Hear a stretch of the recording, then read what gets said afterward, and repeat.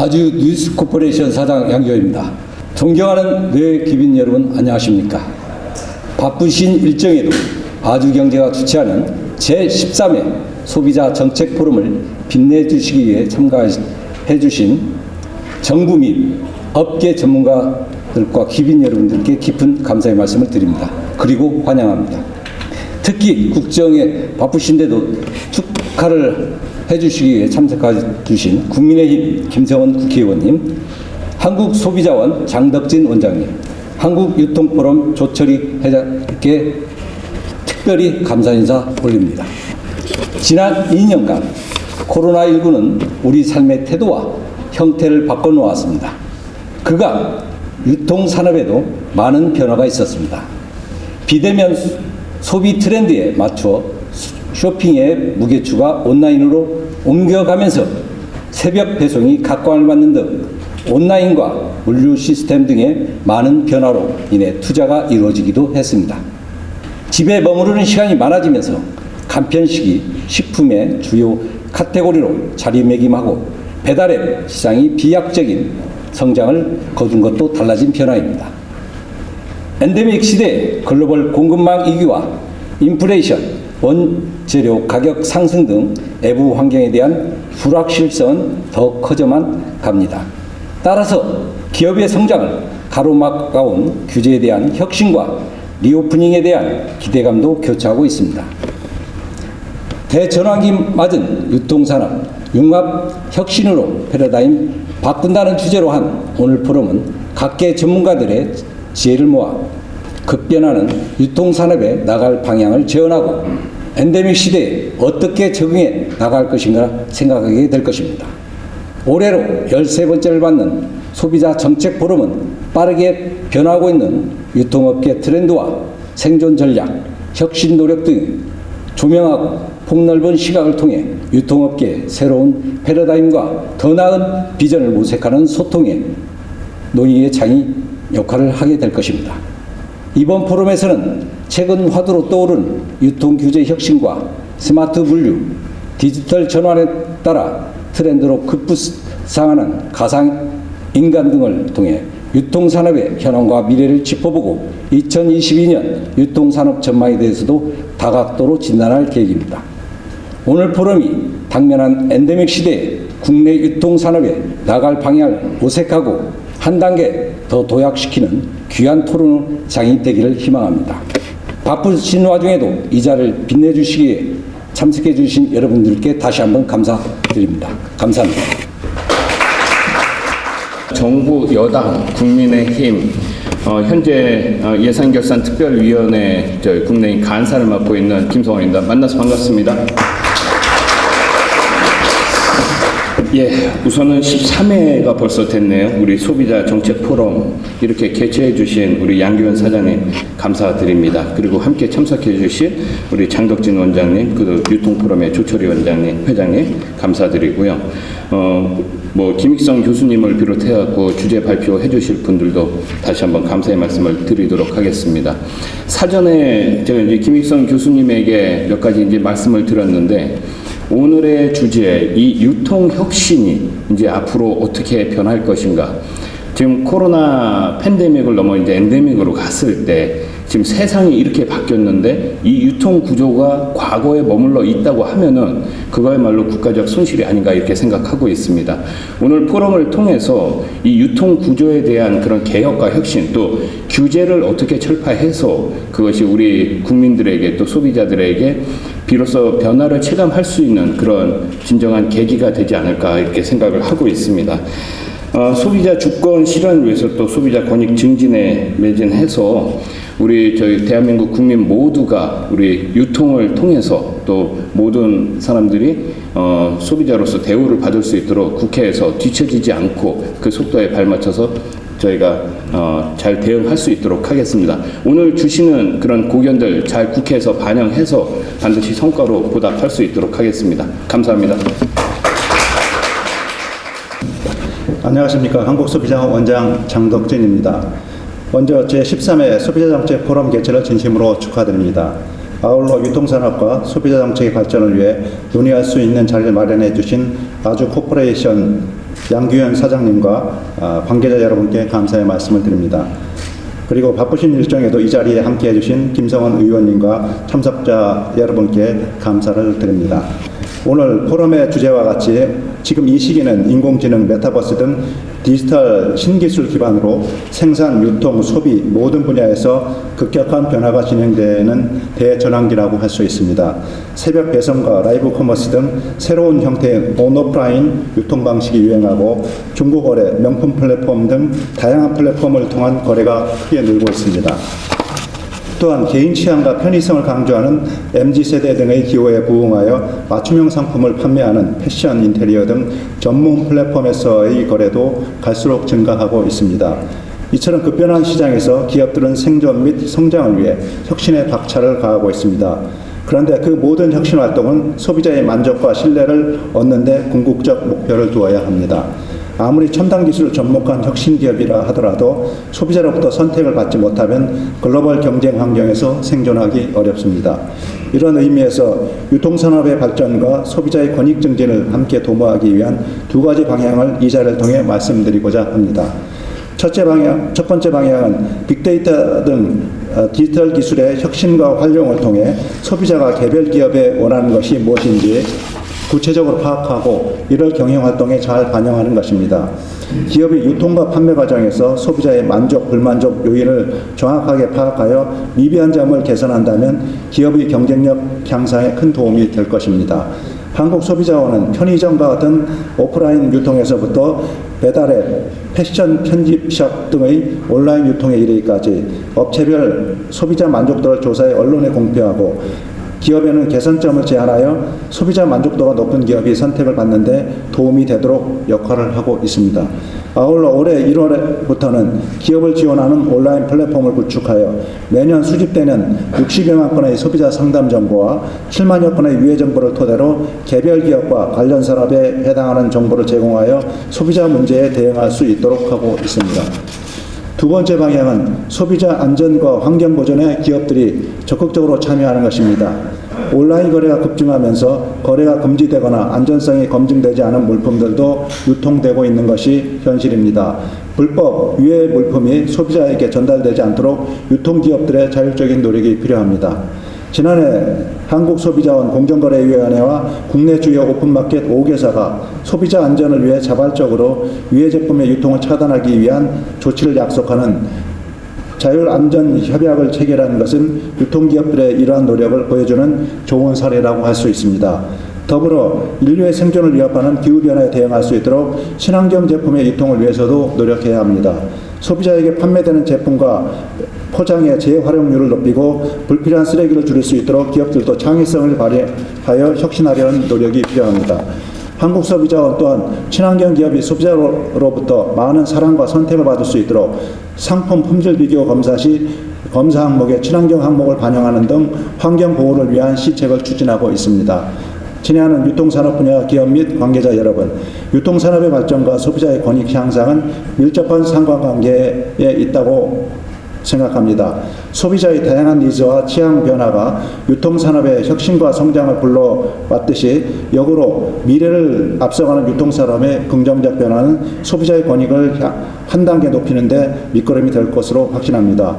아무쪼록 오늘 이 자리가 유통산업과 소비자 정책이 함께 발전하는 방안을 모색하는 데 많은 도움이 되기를 기대합니다. 감사합니다. 여러분들 안녕하십니까. 한국유통포럼 회장을 맡고 있는 조철희입니다. 저도 글로벌 시장을 올해 30여 년 지금 활동하고 있습니다만 이번에 대전환기 맞은 유통산업이 융합 혁신으로 패러다임을 바꾼다는 주제로 세미나를 개최하게 된 것을 지금 위드 코로나 시대에서 엔데믹으로 전환하면서 중요한 상황이라고 생각합니다.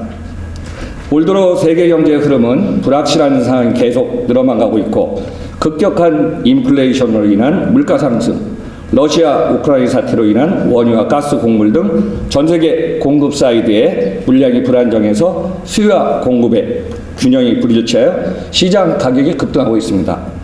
자, 미국의 기축 통화인 달러의 상승에 수출과 수입, 의존도가 높은 우리나라는 무역 수지의 적자가 예상되고 있어 비상이 걸린 상태입니다. 세계경제 퍼펙트 스톰 위험 커지고 미중 무역 기술의 분쟁은 갈수록 심화되고 글로벌 기업의 공급망 관리 위기는 당분간 더 가설될 것으로 보입니다. 여기에 기업 입장에서 보면요, ESG, 환경, 사회, 지배구조의 흐름은 중요해지고 국제 간의 탄소, 국정세 도입과 무역의 디지털화 전환은 더 빨라지고 있는 상황입니다. 자, 금융시장의 불안정성에 내년까지 경기 침체와 소비자 물가 상승은 높아질 것이라는 전망도 나오고 있습니다. 올해 무역수지도 4월, 5월, 6월 계속 수출입 적자가 이어지고 있고요. 2022년도는 적자가 예상될 것으로 보이고 달러 환율도 이미 1달러 1,300원대를 넘어섰고 금리도 연준의 상황을 고려해서 한국은행도 현행에 1.75에서 3%까지 올릴 것으로 예상됩니다. 유통산업의 상황도 엔데믹의 흐름 속에 온라인의 거래액은 이미 200조 원 넘어섰지만은 이 시대에서 당분간은 점차 정체될 것이고요. 라스트 마일 딜리버리와 퀵커머스의 빠른 성장에도 가속이 줄어들 것으로 보입니다.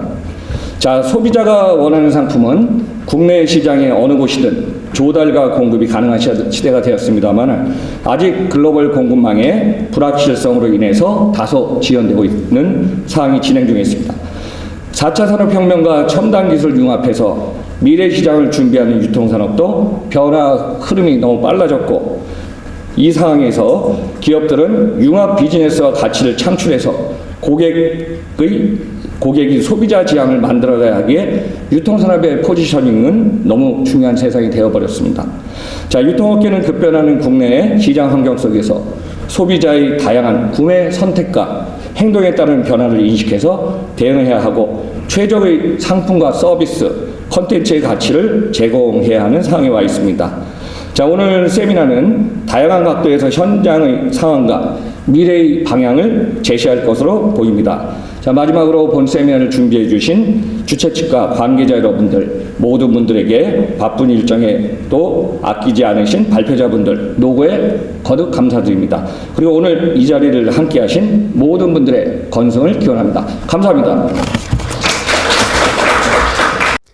안녕하십니까. 공정거래위원회 부위원장 윤수현입니다. 제13회 소비자정책포럼 개최를 축하드립니다.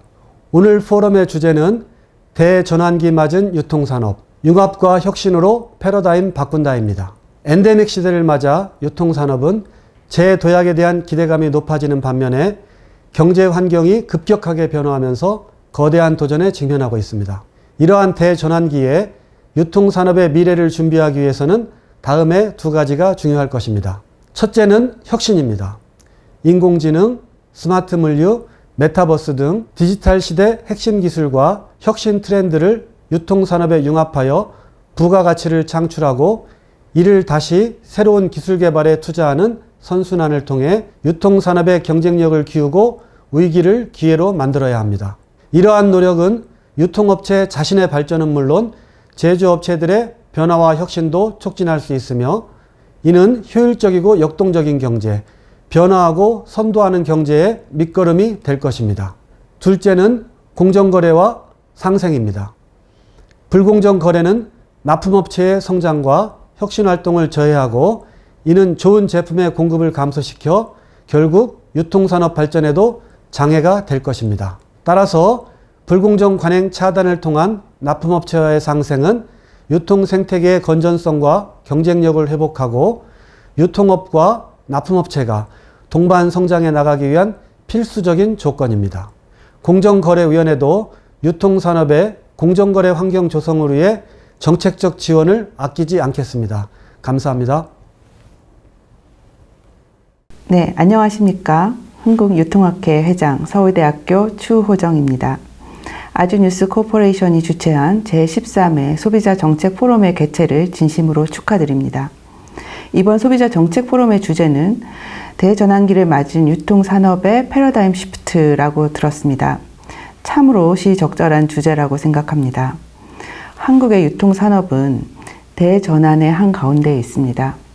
2000년 시작된 이커머스가 지속적인 성장을 코로나19 비대면 시대를 거치며 비약적인 성장을 했습니다. 양적인 성장뿐 아니라 다양한 포맷과 서비스가 개발되면서 온라인 커머스의 풍부한 생태계로 발전하고 있습니다. 과거 20여 년간 이커머스는 유통산업의 디지털 혁신을 주도하는 선도적인 역할을 해왔습니다. 그러나 2022년 현재 첨단 기술의 적용과 디지털 혁신은 온라인 유통기업에 한정되지 않습니다. 유통산업을 둘러싼 환경과 시장에서의 새로운 요구는 유통산업 전체의 변화와 혁신을 요구하고 있습니다. 더 이상 업태 간 구분과 경쟁은 의미가 없습니다.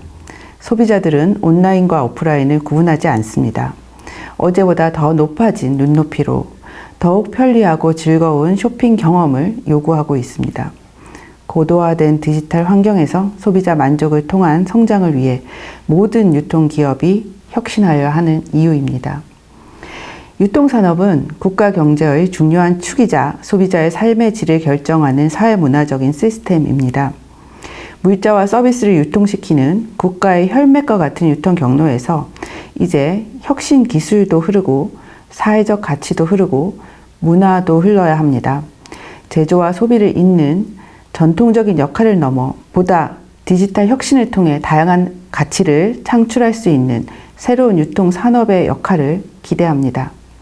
오늘 행사에는 우리 유통학회 고문이신 김익성 교수님을 비롯해 마켓컬리, 롯데홈쇼핑 등 주요 유통기업의 관계자가 유통산업의 발전에 대해 흥미로운 강연을 진행해 주시는 것으로 알고 있습니다. 부디 오늘 이 행사에서 우리 유통산업의 발전과 변화가 만들어낼 새로운 가치에 대해서 의미 있는 논의가 나누어지길 기대합니다. 성공적인 행사를 기원합니다. 감사합니다. 안녕하십니까. 동덕여대 교수 김익성입니다. 오늘 이 포럼이 소비자 정책 포럼가 말이 참 좋은 것 같습니다. 유통은 결국 소비자의 선택이 없이는 발전할 수 없는 것인데요. 제가 많은 솔직히 이 포럼 또 이 장소에서도 제가 상도 좋을 것 같아요. 유통 관련해서. 좀 의미 있는 자리 같고 제가 옛날 연구원에 있을 때도 이 장소를 많이 활용해서 발달했던 것 같습니다. 오늘 초대해 주신 양규현 아주 뉴스 코퍼레이션 사장님 감사드리고요. 또 평소 존경하는 김성원 국회의원님, 또 장덕진 원장님을 제가 보니까 공적으로 내가 어디서 익었다 생각했는데 오늘 정말 조금 더 열심히 좀 강의를 해야 되지 않을까 하는 생각입니다. 전문가들이 오셨어요. 또 조철희 회장님도 오시고요. 반갑고 감사합니다. 네, 좋은 인연인 것 같습니다. 오늘 제가 주제로 삼는 것은 규제 혁신입니다. 그래서 결국 규제를 마구잡이로 풀려는 얘기는 아니고요. 소상공인과 어떻게 공생할 수 있느냐 하는 방안에 대해서 좀 알아보도록 하겠습니다.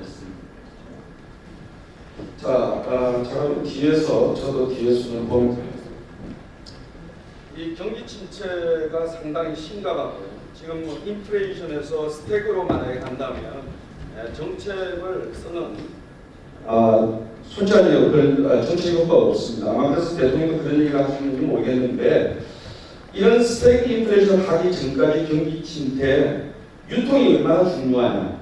물가를 잡고 일자리를 만들고 국민의 편의성을 높이는 그래야만이 인플레가 좀 더 잡히겠죠. 유통은 굉장히 중요합니다. 자, 그렇다는 말씀을 드리고요. 지금 수출도 감소되고 있고, 자, 수출이 감소됐을 때 수입도 감소됩니다. 우리나라는. 왜? 우리나라 무역의존도가 거의 100%라고 보시면 돼요. 세계에서 한 두 번째 정도 세계에서 제일 높은 무역의존도. 아무것도 안 하는 나라에서 수출해서 또 수입에서 먹고 사는 나라. 그렇기 때문에 유통은 수입을 제대로 해서 싸게 들여와서 여러분들한테 공급하는 아주 중요한 기능을 하고 있죠. 자, 그래서 유통산업의 역할은 이럴 때일수록 더 중요하다. 그러니까 유통산업을 발전시켜야 될 거 아닙니까? 유통산업을 저해서는 안 됩니다. 유통산업은 혁신의 곳이고 어떻게 보면 모든 경제 마지막 관문입니다. 아무리 열심히 잘 만들면 뭐합니까? 유통을 시켜야 되는 거죠. 팔아야 되는 거죠. 그래야지 시키는 거죠. 안 그러면 발명이죠. 자, 그 다음에 유통규제를 규제를 계속 지속해 왔고 골목 상권과 유통산업, 특히 우리가 지금 이 규제를 한 게 전부 오프라인, 골목 상권과 오프라인 대기업들도 영업이익이 막 떨어지고 있습니다. 폐점합니다. 문 닫습니다. 자, 이런데 규제를 계속해야 될까요? 골목 상권 괜찮습니까? 동반 감소하고 있습니다. 전부 매출이 다. 그럼 누가 돈을 벌었을까? 예, 쿠팡, 예, 미국 회사죠. 주인은 한국 사람입니다. 미국 회사. 자, 그 다음에 코로나 바이러스로 세상이 많이 변했습니다. 비대면 플랫폼이라는 경제가 우리에게 들어왔습니다. 이제는 이 비대면 플랫폼이 전 세계를 하나로 묶는 독특한 그런 공간입니다. 이런 공간에 지금 우리가 들어와 있습니다. 그러다 보니까 코로나는 집에서 일합니다. 제 생각엔 앞으로 한 두세 군데에서 일할 수 있을 거예요. 아침에는 AS, 내일은 ES, 뭐 이런 식이죠. 제가 손정희 동생 손대창 씨랑 어떤 기회에서 한번 만나서 얘기를 한 적이 있는데 이 양반이 한 5년 전에 그런 얘기를 했어요. 비대면 공간, 메타의 공간에 본다면 굳이 왜 아침에 그 열심히 출근하지 힘들게 뭐 등등 이상한 얘기를 했어요. 근데 그 얘기는 내가 좀 더 나중에 하고요. 자, 그 다음에 골목 상권이 계속 붕괴되고 있는데 이 경제에 갖춰둔 소득 측면에서 이분들한테 돈을 계속해서 넣어도 이게 결국은 터진 예를 들어서 구멍에 물을 계속 집어넣는 것은 마찬가지로 솔직히 생각합니다. 근데 안 풀 수는 없어요. 왜?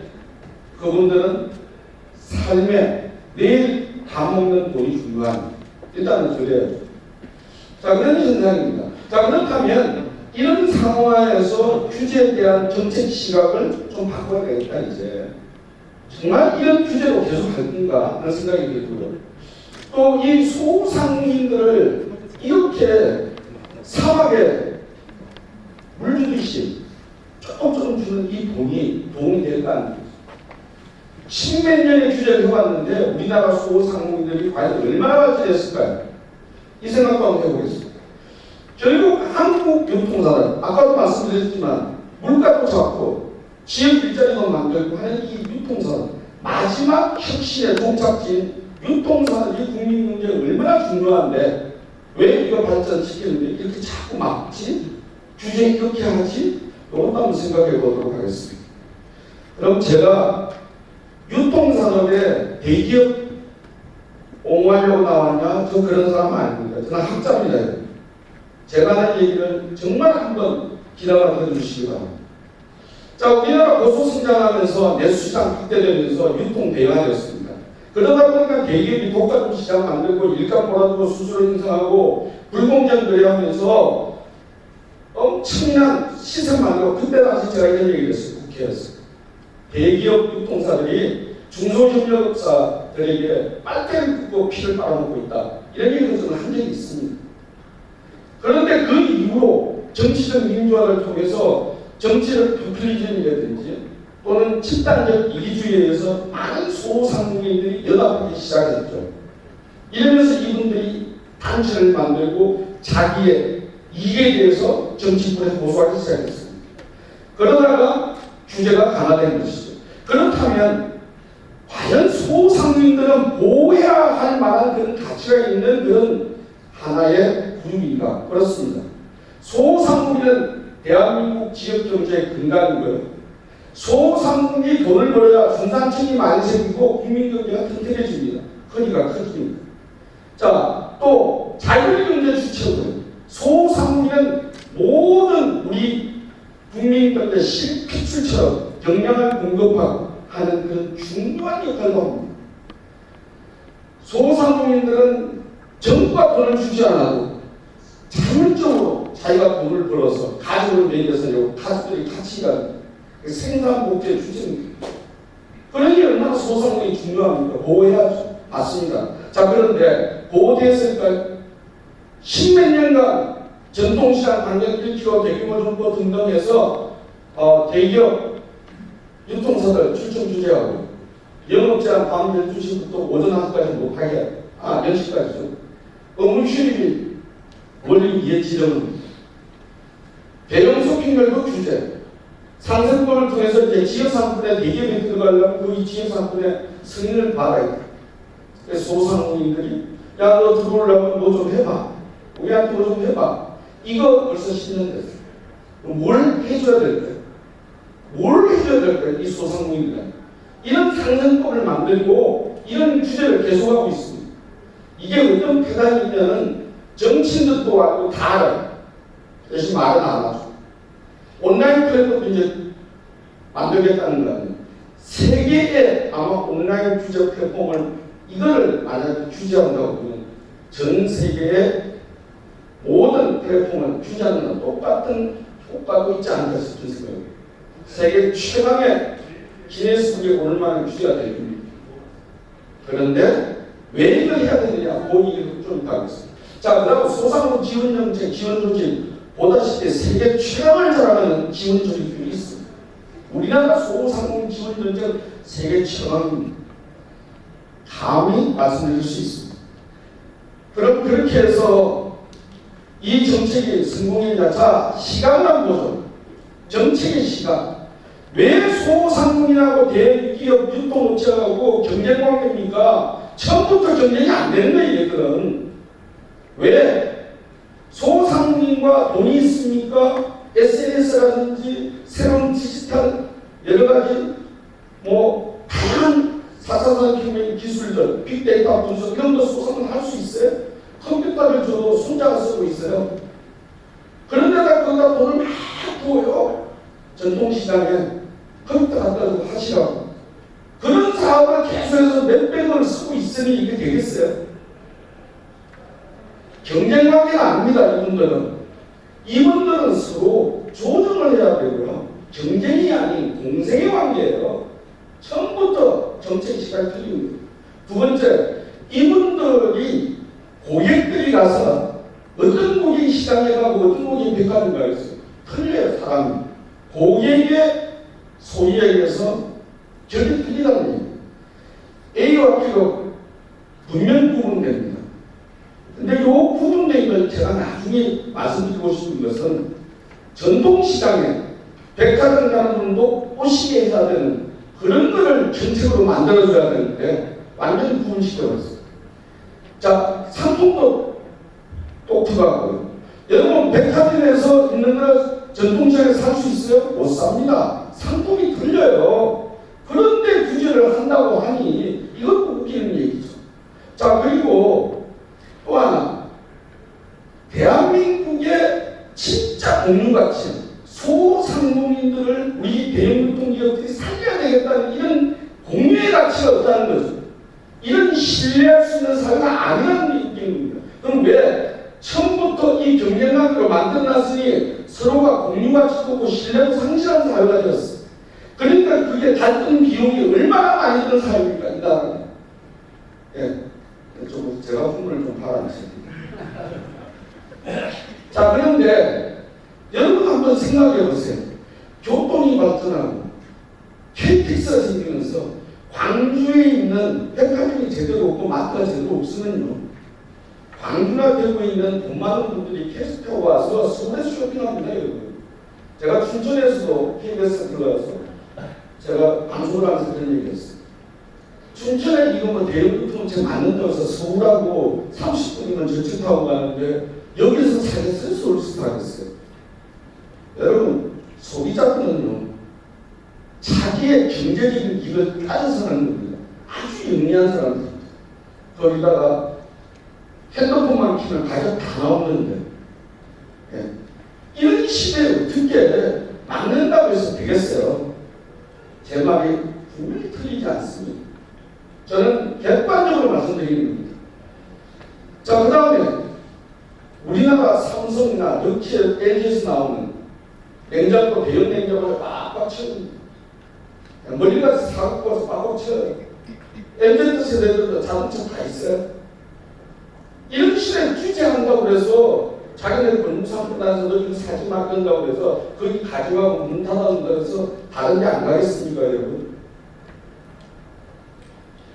자, 그리고 온라인 판매 급등하고 있습니다. 대한민국 모든 소매 판매 50%가 온라인이에요. 그럼 온라인을 갖다가 그러면 이제 막을까요? 네. 온라인이라는 것은 새로운 공간입니다. 네. 거기 막으면 미국에 난리칠 거예요. 자, 그러면 우리나라 소상공인들이 이렇게 규제하면은 돈을 벌었을까요, 여러분? 일요일날 2번 쉬고, 예. 이렇게 했을 때, 벌써 5분밖에 안 남았어요? 5분도 안 하는 것 같은데. 자, 그럼 독자 생성은 가능하냐, 힘들다. 자, 그러면 제가 하나만 더 말씀드릴게요. 중요한 거니까. 우리가 이런 거를 언제까지 이 밑에 보세요. 약자를 보호한다. 소비자, 소상공인을 자꾸 약자를 보시면 안 돼요. 돈 떨어지면 저도 은퇴하고 나면 소상공인 할 거예요. 식당 할 수 있고 다 할 수 있어요. 왜 그분들이 약자입니까? 그분들을 보호하고 하는 것들은 결국 소비자가 인내해야 되는 거예요. 일요일날 돈 못 가.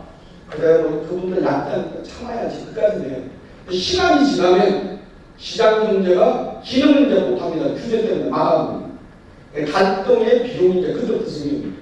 자, 그러니까 우리 같은 교수 보고, 자, 이거 했을 때 소상공인이 돈을 얼마나 못 벌었을까요? 이거 대기업 폐점 하나 하면, 유통 마트 폐점 한번 하면 소상공인한테 다 가서 돈 벌었을까요? 막 이런 농담을 막 합니다. 해보니까 아닌 거 밝혀졌죠. 근데 이런 비용을 계속 대고 지금 상생법 때문에 모든 마트를 하나 거의세구나 거기에다가 쇼핑몰 하나 세우려면 지방대학 교수로 우리고 맨날 용역 갖고 와서 2억씩 7천만 원씩 롯데고 어디고 우리한테 막 용역을 줘요. 저 해서 좋아요. 그렇지만 이런 갈등 비용, 이런 비용 또 소비자의 편의성 이게 언제까지 있냐 하면은 이런 사회를 왜 만드냐는 거죠. 자, 그래서 개인의 인내가 한계점에 들어가는, 즉 편의성을 추구하는 이런 사회가 돼야 되겠다는 것이 제 생각이고요. 그 다음에 또 하나는 세상은 글로벌이고 전문화, 분업화된 이런 시대에 왜 분업화라는 그 자체, 소상공인에 분업되고 소상공인도 잘 팔리는 나폴레옹 저하가 잘 팔리는 게 있는데 왜 자꾸 못 팔리는 것만 자꾸 이렇게 보호하려고 드세요? 잘 팔리는 걸 자꾸 더 확산시켜서 소상공인들이 돈을 벌어가는 구조로 만들어주자는 얘기입니다. 빨리빨리 가겠습니다. 정치 논리가 규제 논리나 이런 논리보다는 이제는 시장에다 좀 맡겨주시고 기업가 정치에 맡겨주세요. 소상공인 기업가 정치를 한번 존중해보세요. 자, 그 다음에 그래서 저는 개선을 뭘 해야 되느냐.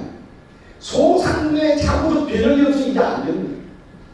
10몇 년까지 이제 뭐 대한민국 세계수 없는 생계 접합 공조까지 만들어가지고 표 받겠다고 의원님 죄송하지만 이런 표 받으시면 안 돼요. 이런 표 받겠다고 해서 소상공인한테 퍼주고 해서 소상공인이 근 10몇 년 동안 더 매출이 늘어났습니까? 그렇다면 소상공인 여러분들에게 그 돈을 다른 돈을 줘서 더 다른 쪽에다가 그 외에는 일본, 대만 이런 데 가보세요. 낭비효과가 저는 대한민국의 이 팔로 유통 수출 이런 정책을 하면서 전 세계 45개국 다니면서 우리나라처럼 이렇게 오랫동안 돈을 부준 적이 없어요. 그렇기 때문에 혁신이 안 된 겁니다. 경쟁을 시켜야만 혁신이 오는 거예요. 그럼 우리나라 소상공인들한테 계속해서 그냥 생계형까지 만들어가지고 이것도 하지만 저것도 하지만 대기업 못해요. 그럼 그 동네는 영원히 발전이고 근데 거기에 외국 기업이 탁 들어가. 아마존이나 이런 게 들어오고 다른 예를 들어서 여러분 요번에 그거 보셨죠? 햄버거, 고든 햄버거 하나 들어오면 줄 서서 먹어요. 애들. 이런 나라입니다. 롤렉스를 엔젤트 세대들이 지금 잠실에 롯데 오해 가보세요. 오해 수 없어요. 방이 다 팔렸어요. 줄 서서 삽니다. 세계 모든 명품 시계들이 대한민국에 광고되고 있어요. 1년에 4번씩 가격 올려요. 그러니까 밑에 가격표가 없는 나라가 독특한 나라입니다. 우리나라가. 그렇기 때문에 우리가 이런 예를 들어서 왜 좋은 중에서도 명품 만들고 우리나라 중소기업도 명품 만들어야 될 거 아니에요. 그런 자구적 균형을 끌어내는 정책으로 바꿔라. 그리고 대기업과 소상공인이 공존할 수 있는 비즈니스 모델을 만드는 이런 정책을 펴달라는 거죠. 그 다음에 소비자와 편의와 구생 이거 하지 않으면 경제는 돌아가지 않아요. 경제라는 것은요 이익입니다. 경제라는 게 뭡니까? 뭔가 좋은 상품이 있으면 하는 거예요. 예. 가치 있는 고객은 가치를 따라서 하는 겁니다. 그런 거를 좀 생각을 해야 되는데 정책이 바뀌어야 돼요. 그러면 정책 인프라를 좀 지원해야 된다. 정책 인프라를 지원해야 돼요. 사람이 돈 주지 말고 소상공인 개인이라도 돈 줘봐야 그분 쏘고 나면 끝이에요. 전체적으로 선진국은사에 인종하십시오. 일본의 소상공인, 대만의 소상공인, 유럽의 소상공인 가서 보세요. 걔들 진도 싸우나. 걔들은 그런 정책은 안 해요. 왜 소상공인들, 대기업 보고 밖에서 하라고 환경 문제, 교통 문제 이런 거 따지는 거예요. 예. 그러니까 시내 안에 큰 건물 못 세워요. 여러분 대한민국 서울에다가 막 건물 30점 40점 계속 올리면 주택 문제 해결될까요? 우리는 영원히 산을 못 봅니다. 남산은 이제 앞으로 계속 올리면요. 이런 서울 나는 그런 식으로 원하지 않아. 그러니까 해외를 좀 보세요. 잘하는 나라. 어떻게 소상공인이 지원하나, 어떻게 규제를 어떤 방식으로 하나. 자, 그 다음에 아까 혁신하기 위해서 소상공인이 공동 협력할 수 있는 그런 인프라적 조건을 정책으로 지원해야 됩니다. 예. 자, 그 다음에는 앞으로 규제 정책 하시려면 성과 평가 하세요. 3년 후에 문 닫아버려야 돼요. 정책도. 정책 일만 해야 됩니다. 그래야 이제 3년을 출구라고 협회에서 돈 받았으면 나눠서 쓸 게 아니라 자기네들의 혁신 경쟁력을 높이는 데 돈을 쓰고 그걸 성과 평가해서 아니다 얘들은 그러면 문 닫아야죠. 예. 자, 그 다음에 동생들의 신뢰문화 교육청을 시켜야 됩니다. 우리가 계속 경쟁의 관계나 이런 문화나 이런 데 해서는 안 돼요. 이제 우리 국민들도 상당히 수준이 높지 않습니까? 정말 소상공인들과 요새 젊은 세대들은 환경 문제 생각하고 실제 모르겠습니다. 가르치는 것에 따라서 어떤 신뢰 분야나 따라서 대기업과 자꾸 경쟁 관계로 가지 마세요. 자, 이런 교육을 시켜야 된다고 생각하고요. 자, 그래서 이런 연합회들이 이런 정책, 자구적 공동화 사업에 창고 만들어주고 온라인 모바일 배달을 만들고 저것도 배달을 할 말도 아닌데 시간이 좀 넘어가겠습니다. 공동교육 꼭 시켜야 되고요. 그 다음에 여러분 제가 요 빠지만 하겠습니다. 골목 상권을 살리려면요 할머니 할아버지들을 잡아야 돼요. 이분들은 뭐 약도 누가 줘야 돼요. 그럼 동네 골목 상권에서 약도 갖다 주면서 우유도 배달해드리고 이런 새로운 상권을 만드셔야 돼요. 노인분들이 죽어나가는 이유는 약을 못 먹어서 밥도 예를 들어서 정부에서 오히려 그런 분들한테 도시락을 제공할 때 지역에 있는 골목상권을 활용하세요. 약도 가서 갖다 드리고요. 노인들이 지금 죽어나가고 10시에 약 먹어야 되는데 약을 줄 사람이 없어요. 이런 거를 골목상권을 좀 만드세요. 이런 노인과 장애인들 특히 이런 전기 서비스 구도 이런 것들을 좀 만들고 앞으로 대기업들이나 이런 분들의 전문기념들 60 넘으면 거의 그래서 봉사하세요. 돈 조금씩 받고 연금에다 거기서 200만씩 받아도 연금 나옵니다. 이런 거 좀 하시라는. 자, 그래서 학교도 많은 사람들이 이제 공통에 와서 오프라인 망해갑니다. 대형 유통업체도 마찬가지입니다. 그러니까 소상공인과 서로 새로운 공생의 비즈니스 모델을 만들기 위해서 학계도 정부도 같이 노력해야 되지 않나 이런 생각이 듭니다. 제가 여러분들 시간이 많지 않아서 요 정도로 하겠습니다. 여러분 제 조그만 지식이지만 여러분들에게 도움이 되고 오늘 좋은 학습이 됐을 바랍니다. 감사합니다. 네, 안녕하세요. 저는 마켓컬리 물류운영부문인 김포와 송파 클러스터를 맡고 있는 김지훈이라고 합니다. 반갑습니다. 네, 이런 의미 있는 자리에 초대해 주셔서 정말 감사드리고 개인적으로 정말 영광스럽게 생각합니다. 업계 최고 수준은 아니지만 네, 이커머스 전성시대에 샛별배송이라는 신선한 무기로 나름 시장에서 선전하고 있는 저희 컬리 물류를 하나의 이커머스 물류 사례로서 간단히 말씀을 드리고자 합니다.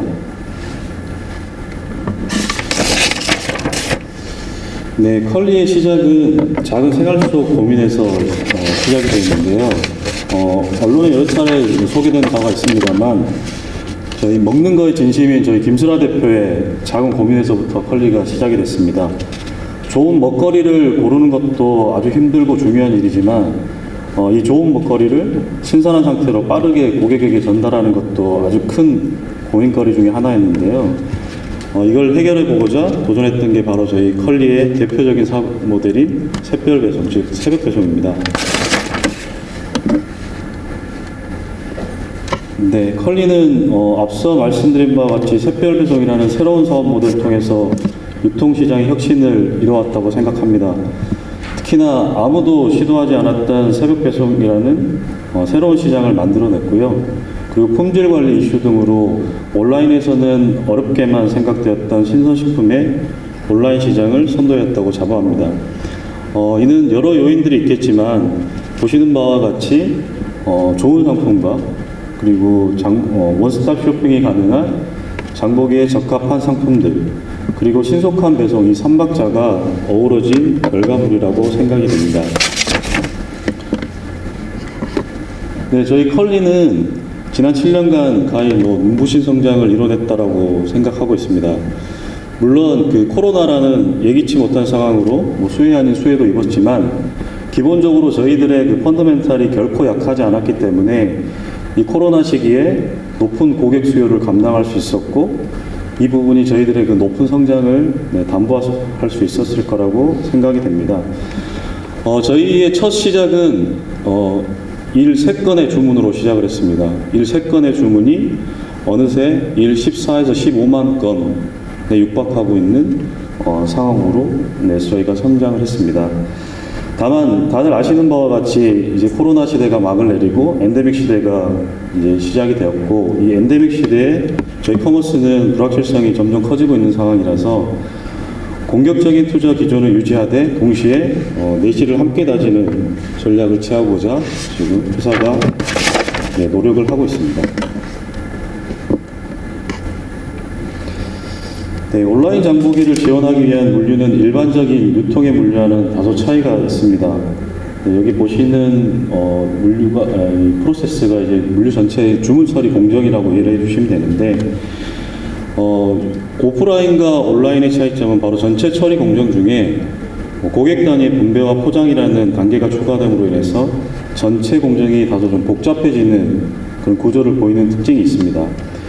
물론 물류 운영 모델과 그 주문 프로파일에 따라서 피킹과 분배, 여기 보시는 피킹과 분배가 통합되어 운영되는 케이스도 있습니다만 이 또한 일반적인 리테일과는 공정에서 차이가 있는 부분으로 여전히 복잡도는 일반적인 유통 물류 대비해서 여전히 높은 산업이라고 볼 수 있을 것 같습니다.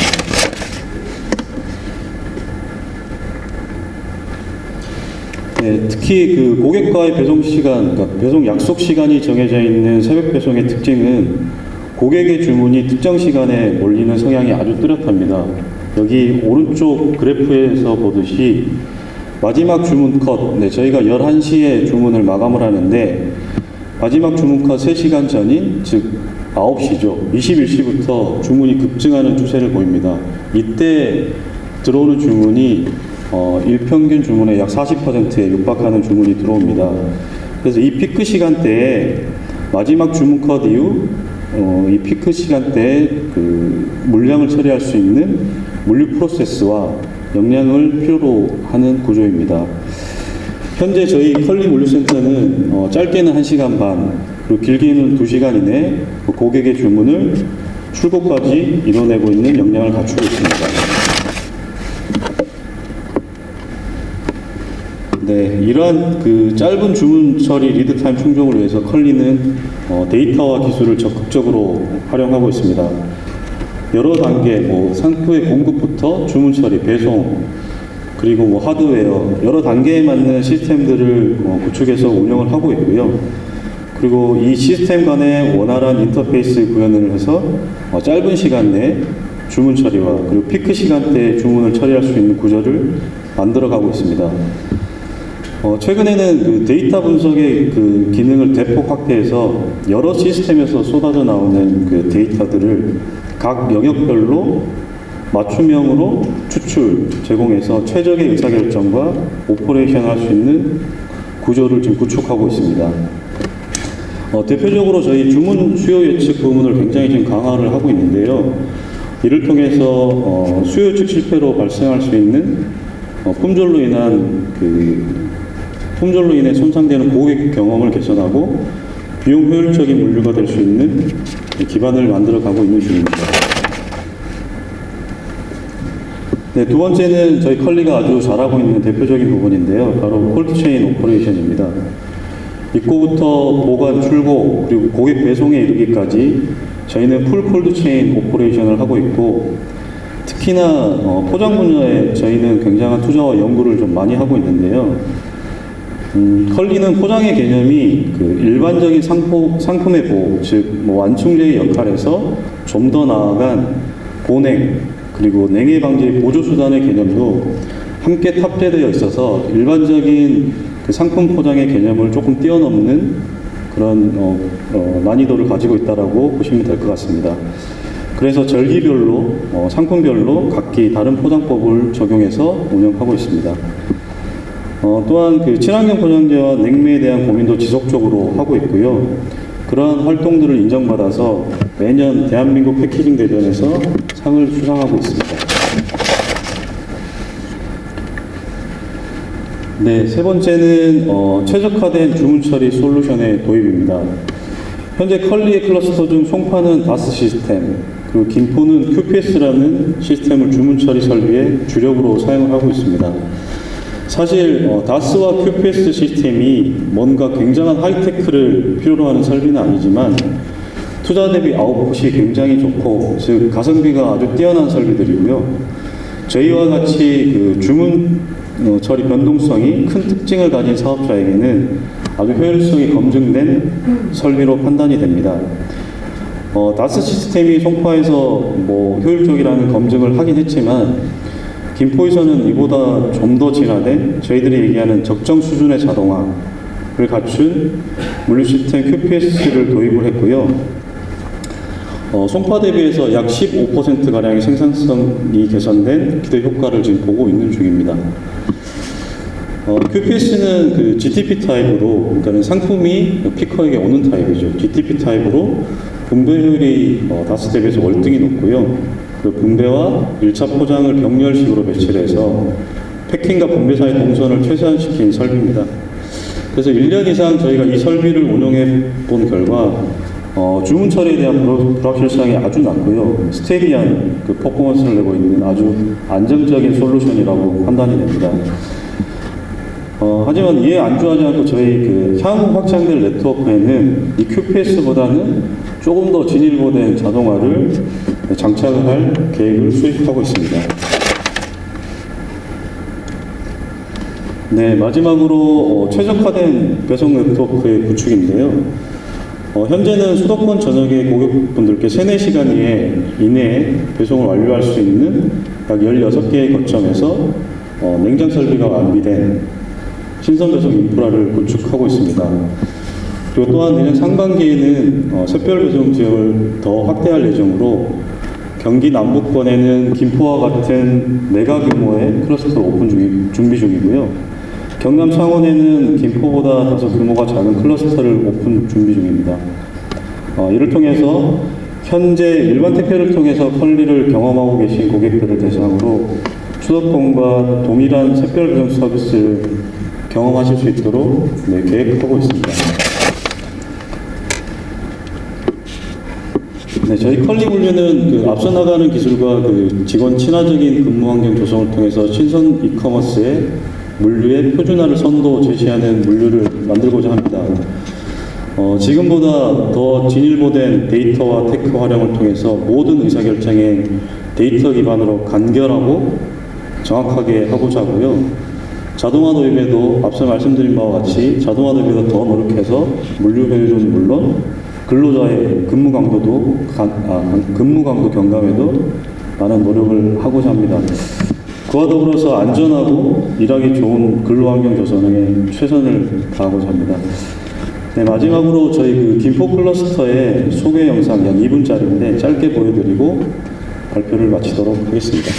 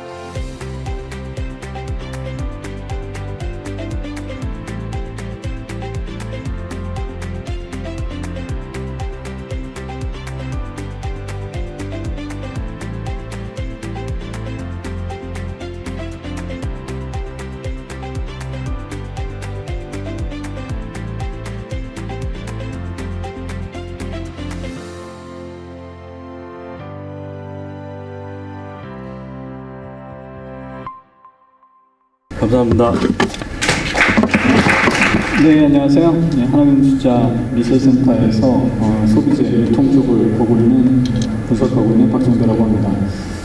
2022 유통산업 전망이지만은 하반기 이후의 전망이라고 생각하시면 되겠죠. 정리를 하다 보니까 크게 세 단어가 떠오르더라고요. 일단 둔화라는 말이 떠오르고 전반적으로 소비는 둔화되고 있다. 심지어 온라인 채널도 10%로 떨어졌죠, 상당히. 그래서 전반적인 소비는 둔화될 것이다 라고 생각이 되고, 그리고 두 번째는 레저, 아웃도어 쪽으로. 그러니까 지난 2년 동안을 생각을 해보게 되면 시계가 거꾸로 돌아갔다라고 볼 수가 있죠. 선진국으로 갈수록 그래요. 점점 더 옷과 같은 유형 상품에서 여행과 같은 무형 상품으로 소비가 이동을 하거든요.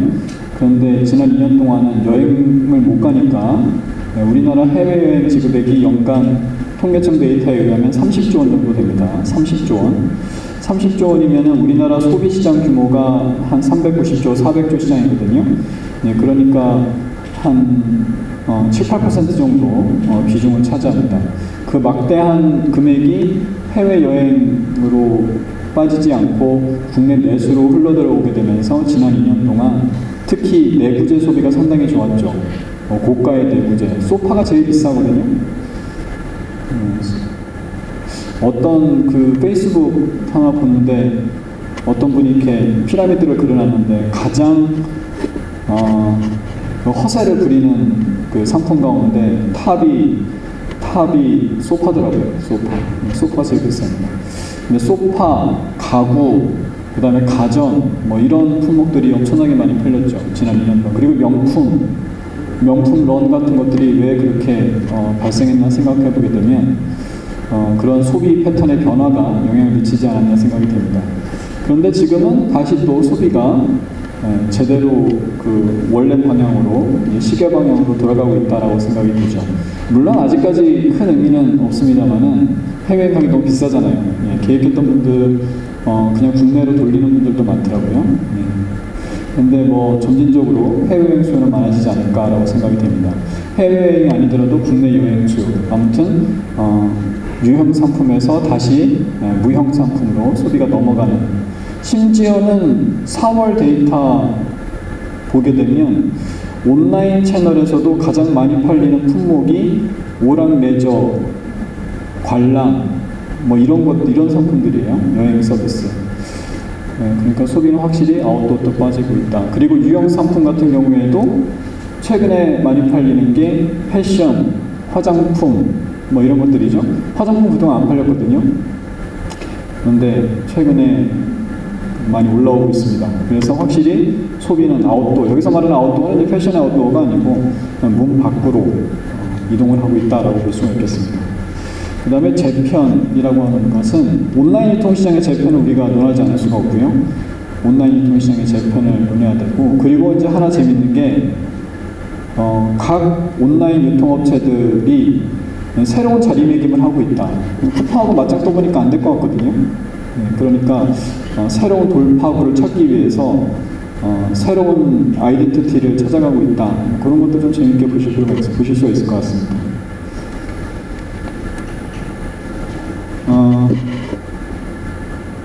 2022년 소비시장의 특징, 지금까지 나온 데이터를 통해서 한번 이제 쭉 대략적으로 살펴보고요.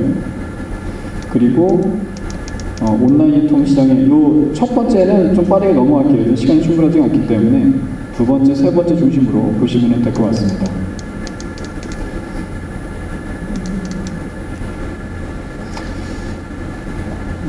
말씀드린 것처럼 온라인에서 지금 4월달 같은 경우에 온라인하고 오프라인하고 성장률이 똑같아요.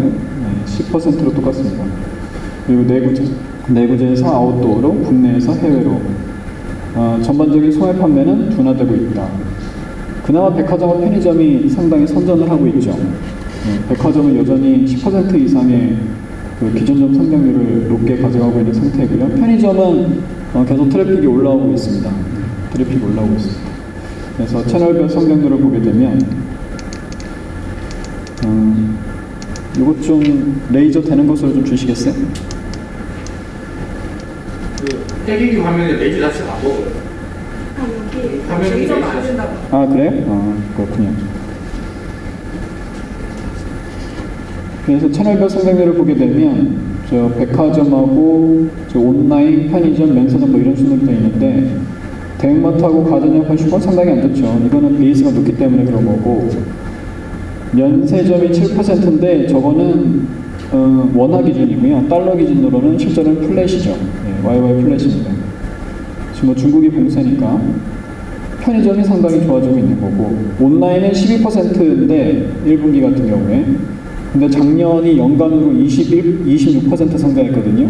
그런 걸 감안하게 되면 온라인은 확실히 둔화되고 있다고 볼 수가 있는 거죠. 편의점이 돌아서고 있습니다. 확실히.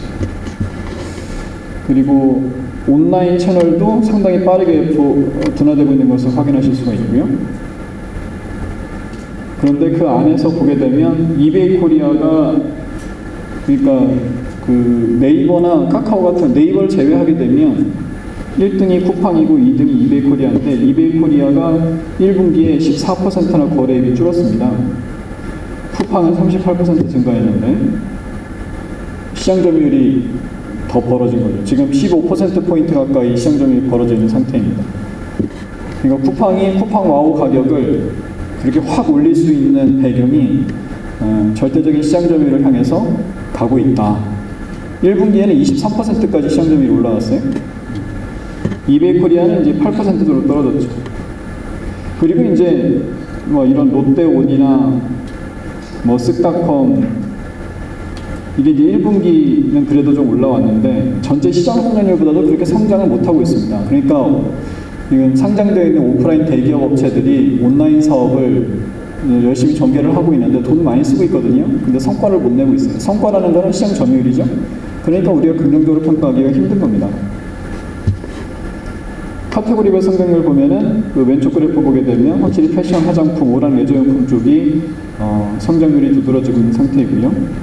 말씀드린 것처럼 오른쪽 그래프 보시게 되면 온라인 쪽에서도 심지어 서비스 기타 쪽이 많다. 소비는 레저로 지금 옮겨가고 있습니다.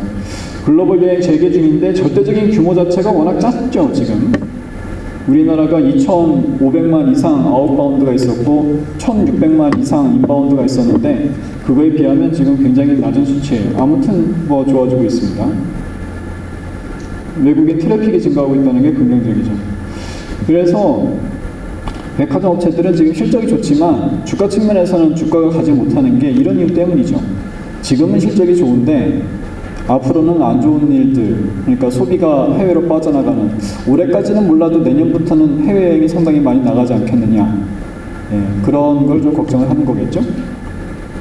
면세점 화장품 업체들한테는 긍정적으로 볼 수가 있습니다. 소비 지표는 불안하다. 오늘 나왔어요. 6월 소비 심리 7포인트인가 6포인트 떨어졌습니다.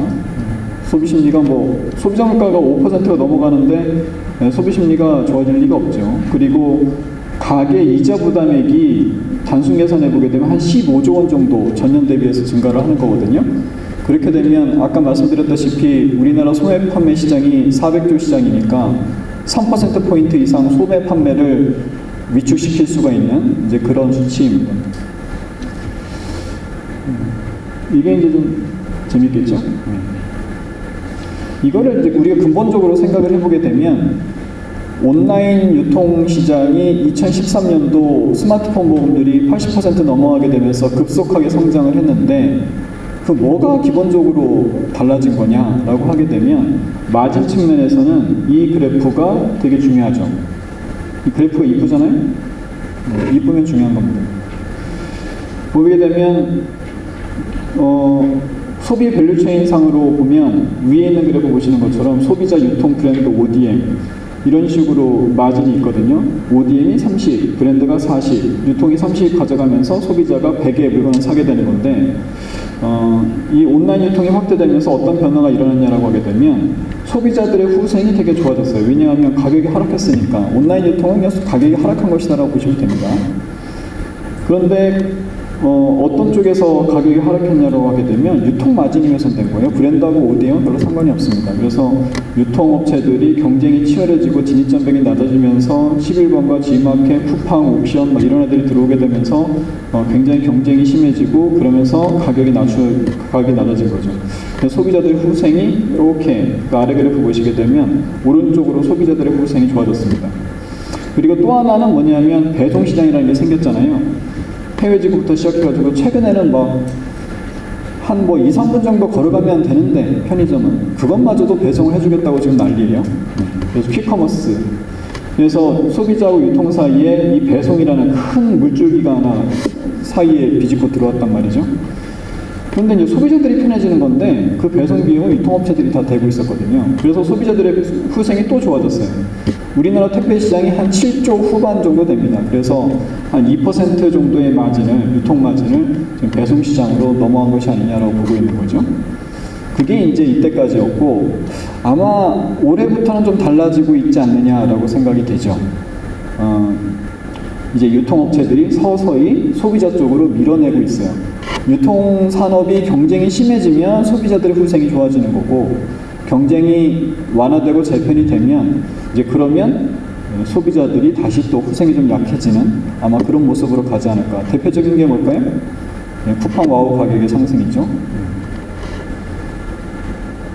그 6월 11일부터 저도 이제 4,900원으로 결제가 되더라고요. 근데 쿠팡의 가입자 수 지금 기존 가입자 수 900만인데 그 사람들이 얼마나 빠져나갔을까? 아마 2분기 실적 발표할 때 나올 텐데 그 빠져나간 사람들이 얼마 되지 않는다라고 하게 되면 쿠팡의 소비자 락인 효과는 굉장히 의미가 있다라고 볼 수가 있습니다. 그리고 배송비도 조금씩 증가를 하겠죠. 예. 그래서 소비자들의 좋은 시기는 이제부터 피크아웃 아니냐라고 생각이 됩니다. 온라인화가 각 채널별로 이런 식의 영향을 줬습니다. 소비자들은 후생이 좋아졌고 온라인 유통 경쟁이 심해졌고 전체적인 오프라인 유통업체들은 수익성과 성장성이 떨어졌고 브랜드 업체들은 양극화되었고 기술 진입장벽이 높은 ODM 업체들은 성장성과 수익성이 좋아졌었죠. 그런데 이 가운데에서 온라인 유통업체들의 최근에 새로운 포지셔닝을 좀 보게 되면 이 그림 되게 중요해요. 나름대로 또 이쁘잖아요. 온라인 유통 사업에서 돈 벌 수 있는 방법을 저희가 3가지 정도로 보고 있습니다.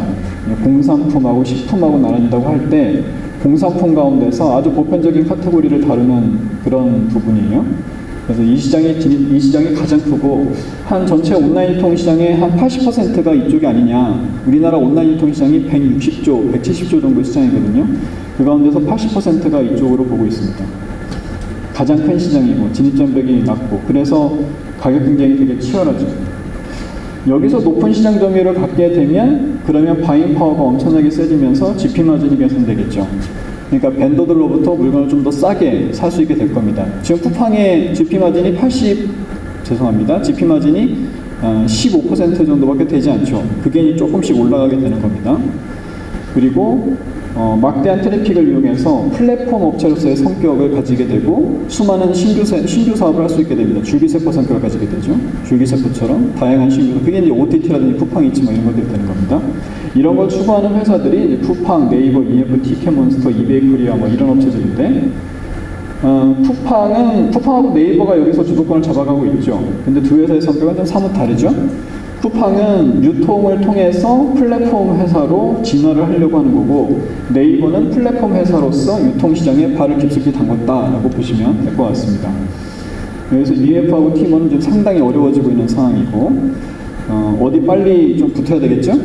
그리고 이베이 코리아 같은 경우에는 이마트에 피해수가 된 상태에서 새로운 또 전략을 세워야 되는 상황입니다. 근데 지금 아직은 뭐 뚜렷한 게 나오지 않고 있습니다. 그리고 이제 이 가운데가 뭐냐면 버티컬 플랫폼이라고도 하죠. 자기만의 특별한 카테고리를 통해서 성장을 추구하는 시장 규모는 작습니다. 그렇게 크지 않아요. 전체 온라인 유통 시장의 한 5%, 10% 이내로 보고 있습니다. 여기는 차별적인 카테고리를 통해서 공산품이지만 차별적인 카테고리를 통해서 높은 시장 점유율을 가져가게 되면서 이게는 M&A 가치가 높아지는 거겠죠. 별도로 그렇게 막 크게 의미 있는 성장을 하기는 쉽지는 않고요. M&A 가치가 높아진다고 볼 수가 있습니다. 그런 게 이제 W 컨셉이나 인터파크 11번가. W 컨셉은 패션 카테고리로서는 상당히 의미 있는 그런 네임밸류를 형성을 하고 있고 인터파크는 저 위에 있다가 원래 이 위에 있다가 아래쪽으로 슬쩍 내려온 겁니다. 그죠? 11번가도 마찬가지고 원래는 저 공산품 보편적 카테고리에 있었다가 아래로 슬쩍 내려왔어요. 쿠팡하고 맞짱 뜨다 보니까 잘 안 될 것 같다. 그래서 슬쩍 내려와서 인터파크는 온라인물은 한 1조밖에 되지 않습니다. 그런데 공연, 티켓 이런 것들은 나름대로 상당히 의미가 있는 카테고리에서 MS를 차지하고 있죠. 11번가도 최근에는 아마존과 전략적 협약을 통해 가지고서 해외 직구 시장에서 뭔가 의미 있는 플레이어로 거듭나려고 애를 쓰고 있습니다. 그래서 좀 정체성을 바꿨다라고 볼 수가 있는 거죠. 하지만 우리나라 해외 직구 시장이 그렇게 성장하지는 않습니다. 한 4조 원 정도 되는데 전체 성장률이 전체 온라인 시장 성장률보다 높지가 않아요. 그래서 크게 의미 있는 플레이어로 거듭나기는 좀 한계가 있지 않나 생각이 됩니다. 그 다음에 이제 식품. 이 식품 같은 경우는 상당히 공산품하고 달라요. 여러 가지 차별적인 인프라가 필요합니다. 그래서 아예 좀 시장이 다른 시장이다라고 볼 수가 있는 거죠. 왜냐하면 신선도를 유지하면서 막대한 물량을 하루 또는 2길에 배송을 해야 되기 때문에 그렇습니다. 그래서 다양한 콜드체인부터 시작해가지고 CA 저장고라든지 대형마트도 있는 게 좋고요. 오프라인 매장이 재고를 소진할 수가 있으니까.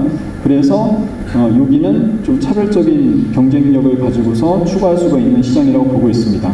그게 이제 쓱닷컴이나 오아시스 마켓플리 같은 업체들인데 최근에 이마트가 한국의 월마트를 추가하면서 이쪽 패스를 걷다가 이 청록색 그래프 보시는 것처럼 휙 저 위로 올라가 버렸죠. 이베이 코리아를 인수를 하게 되면서 공산품 보편적 카테고리를 다루는 메이저 시장으로 자리매김을 다시 했습니다.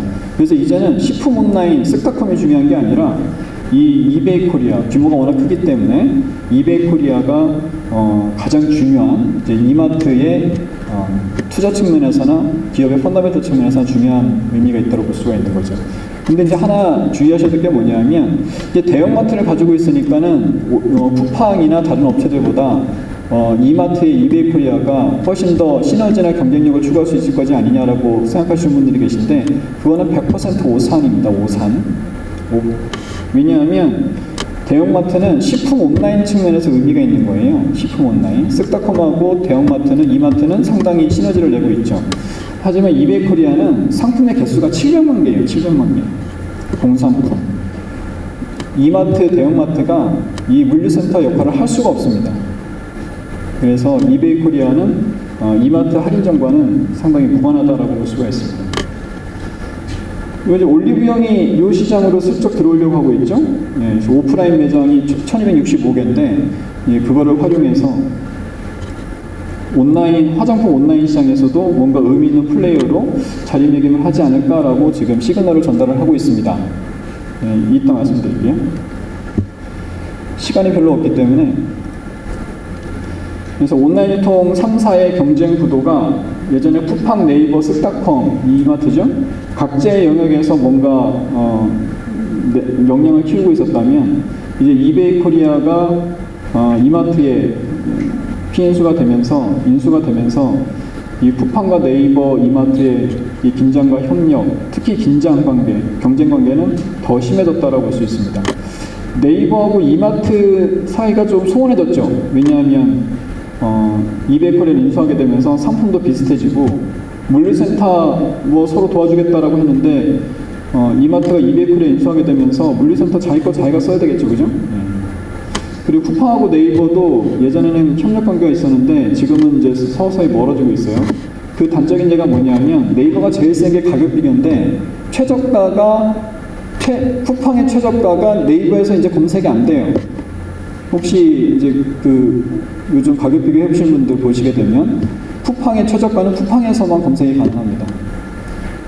네이버하고 이별을 구하고 있죠. 아마존처럼 되는 거죠. 쿠팡은 구조적으로 최저가가 나올 수밖에 없어요. 직매입이기 때문에 재고를 떨어야 되거든요. 최저가 검색할 땐 네이버에 너무 의존하시면 안 됩니다. 이런 게 중요한 데이터죠. 이런 거. 오른쪽에 있는 것처럼 네이버가 작년에 32조 원 정도로 이제 네이버가 공개를 합니다. 거래액을. 28조에 32조 원. 원래 네이버가 1등이었는데 거래액 측면에서. 근데 쿠팡이 1등으로 확 치고 올라왔어요. 이게 왜 그러냐?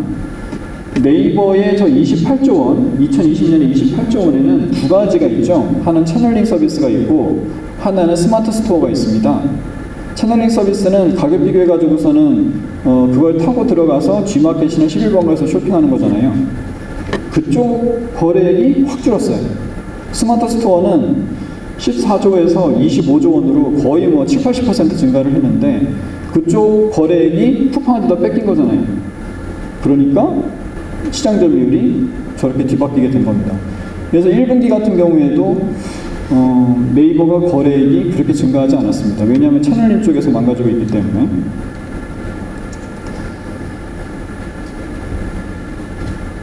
쿠팡은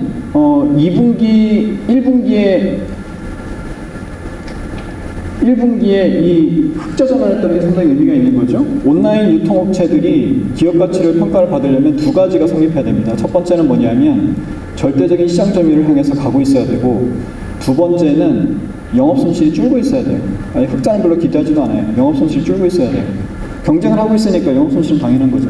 근데 손실이 줄고 있어야지 그 기업 가치를 평가할 수 있습니다. 그래서 미래에 캐시플로우가 상당히 많이 나올 것이고 그 현재 가치로 할인해서 기업 가치가 매겨지는 거죠. 근데 쿠팡이 작년에 영업 손실이 많이 증가를 하게 되면서 시장 점유율이 가파르게 상승을 하고 있어도 기업 가치를 못 받았거든요. 주가가 뭐 43달러에서 9달러까지 떨어졌잖아요. 근데 1분기 실적에 처음으로 저 커머스 쪽에서 흑자를 기록을 했습니다. 2분기 때 YOY 흑자는 당연한, YOY 그 영업 손실 줄어드는 건 뭐 당연한 거고, 만약에 조금만 더 할게요. 한 3분만. 만약에 영업 손실이 QOQ로, 그러니까 1분기 대비 2분기 QOQ로 줄어든다라고 하게 되면 쿠팡의 기업 가치는 좀 더 달라질 수 있지 않을까. 그러니까 이게 교집합이 성립해야 돼요. 절대적인 시장 점유율을 향해서 가고 있고, 쿠팡에서 그런 말을 하잖아요. 저기 그 마켓컬리에서 우리가 흑자 내는 거는 옵션이다. 다만 흑자를 내지 않고 있는 것뿐이다. 조금 더 시장 점유율을 확대하기 위해서. 그러면 안 됩니다. 시장 점유율을 확대하면서 동시에 영업 손실을 줄여낼 수 있어야 돼요. 그래서 2분기 연속 만약에 QOQ로 영업 손실이 줄어드는 모습이 보인다. 그리고 시장 점유율은 여전히 YY 4, 5%포인트 올라가고 있다고 하게 되면 쿠팡의 기업 가치는 다르게 평가될 수가 있습니다. 식품 온라인 업체들, 여기서 보면 쓱닷컴이 왜 올해 성장을 못했는지 확연하게 드러나죠. 성장을 못하는지. 돈을 쓰는데 시장점이 떨어지고 있어요. 식품 온라인 시장의 문제는 뭐냐면 두 가지인데, 첫 번째는 생각했던 것보다 그렇게 성장률이 크지 않은 것 같다라는 것이고요. 데이터를 보면 그런 게 드러나요. 그 다음에 두 번째는 재편이 안 되고 있어요. 이게 3강 체제로 지금 하고 있는데, 마켓컬리가 1분기 때 영업 손실이 줄어들었거든요, YOY로. 그래서 상당히 긍정적인 시그널이에요. 아마 2분기도 그럴 것 같고. 근데 이제 쿠팡과 다르게 여기는 절대적인 시장 점유율을 누가 가져가겠느냐라고 할 때 막 그렇게 떠오르지가 않아요. 그죠? 굉장히 경쟁이 치열하죠. 물론 색깔은 달라요. 색깔은 다르지만은 아무튼 간에 저렇게 3강 체제로 가는 것은 밸류에이션 측면에서는 그렇게 고무적이지 못합니다. 그래서 마켓컬리가 성장할 때 이런 것들이 좀 밸류에이션의 훼손율이 될 수밖에 없다라고 볼 수가 있는 거죠. 이거는 말씀드릴 수가 없겠네. 이거 짧게 1분만 말씀드릴게요. 1분만. 이게 원래는 한 4, 50분짜리라서 최근에 보면은 온라인 사업을 하고 있는데, 과거에는 이 오프라인 매장을 가지고 있으면 저기 등에 그냥 큰 바위덩이를 짊어지고 있는 것처럼 되게 부담스러워했거든요, 투자자들이. 근데 최근에 와서는 오프라인 매장을 가지고 있는 게 오히려 긍정적인 평가를 받는 이제 그런 사례들이 증가를 하고 있습니다. 그 대표적인 게 이제 월마트죠. 월마트가 영업이익률이 이렇게 올라오고 있는 반면에 아마존 같은 경우에는 꺾였어요. 이게 굉장히 2018년 2분기 실적 발표부터 저렇게 됐습니다. 왜냐하면 여기 신규 투자가 되게 많이 필요한데, 월마트는 3,400개 오프라인 매장에서 다 배송을 할 수가 있게 되니까. 그래서 식품 온라인 시장에서 월마트가 확 치고 나갈 수 있는 계기가 됐죠. 그 다음에 GS 리테일은 이 퀵커머스 시장이라는 게 되게 묘해서 수요나 성장의 여력이 이게 불확실해요. 왜냐하면 이거는 되게 스파성 시장이거든요. 그래서 이 시장 자체는 불투명한데 돈은 또 되게 많이 필요해요. 왜냐하면 도심에 MFC, 마이크로 풀필먼트 센터가 필요하니까. 그래서 이제 비마트가 손실이 많은 건데, 근데 GS 리테일 같은 경우에는 월마트하고 아마존하고 똑같죠. 여기는 비마트하고 비교해 봤을 때 330개의 슈퍼가 이 MFC 역할을 할 수가 있다는 것이거든요. 그래서 사업 구조는 상당히 좋다. 이게 5월부터 시작한 건데, 만약에 비용은 당연히 들어가는 거고, 퀵커머스 쪽에서 매출이 의미 있게 올라온다라고 하게 되면 GS 리테일의 기업 가치가 좀 달라질 수가 있다라는 겁니다. 그래서 슈퍼가 지금 미오노리 새끼에서 100조가 될 가능성도 있다. 가능성이 있는 거예요. 그 다음에 올리브영이 하반기 8월이나 9월에 아마 상장을 하게 될 텐데, 상당히 이제 달라 보이는 회사죠. 예전에 상장한다고 할 때 올리브영이 기업 가치를 얼마나 받을 수 있을까? 저 뭐 다 오프라인 사업만 하고 있고 화장품 시장, H&B 시장 성장도 못 하고 있고 막 그런데. 그래서 좀 회의적으로 생각을 했는데, 실적을 보게 되면은 매출도 생각보다 많이 상장했어요. 이거 다 온라인에서 나온 겁니다. 오프라인 점포는 증가도 안 했는데. 그리고 영업이익이 굉장히 많이 좋아졌어요. 일반적인 온라인 유통 시장은 수익성이 훼손되는데, 이 회사는 영업이익률이 오히려 좋아집니다. 왜냐하면 GP 마진이 되게 높고, 여기는 오프라인 매장에 돈이 되게 많이 들어가는 비즈니스예요. 기본적으로 다운타운가에 위치하고 오프라인 매장도 크고 사람도 많이 필요하니까. 그러니까 배송비가 좀 들더라도 배송해 주는 게 더 마진이 좋다는 거죠. 그런데 이런 오늘드림 서비스, 바로 매장에서 배송해 주기 때문에 한두 시간 내에 배송하거든요. 이거는 올리브영밖에 못해요. 그렇잖아요? 네. 주위에 그 20, 30대 여성분들 보시면 상당히 많이 사용하고 있는 것을 확인하실 수가 있습니다. 근데 지금 패션에 비해서 화장품이 온라인 실트렌도 높은데 이렇다 할 플레이어가 없어요. 무주공산이에요. 그래서 화장품 온라인 시장에서 뭔가 의미 있는 플레이어로 CJ 올리브영이 올라온다라고 하게 되면 상당히 리레이팅이 가능하지 않을까라고 생각이 됩니다. 이상입니다. 안녕하세요. 저는 롯데홈쇼핑에서 미디어 사업 부문 맡고 있는 이보현이라고 합니다. 앞에 아마 좀 계속 강연 위주로만 돼 있어서 제가 잠깐 동영상을 하나 준비했는데,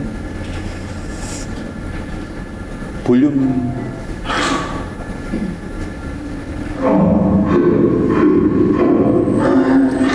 SM에서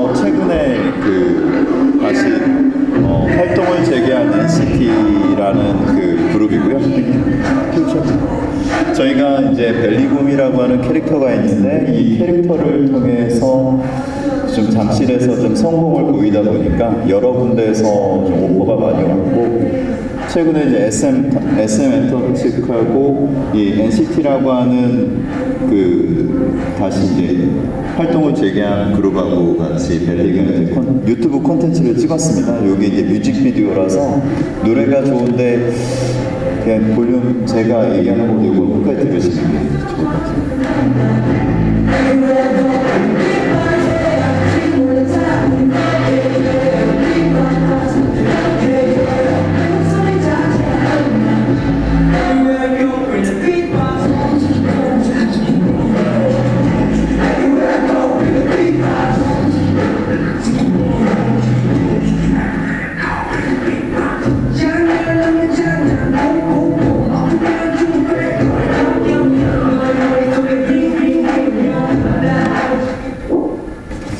예, 이제 그거 강연 자료로 받으시면 됩니다. 지금 여기 이제 참여해주신 분들도 보면 이제 MZ 세대가 조금 한 40% 정도 되어 보이시는데, 이제 저희는 이제 이 캐릭터, 특히 이제 콘텐츠 중에 캐릭터에 대해서 좀 관심을 많이 갖게 됐습니다. 이제 다음 장 이제 제가 넘기겠습니다.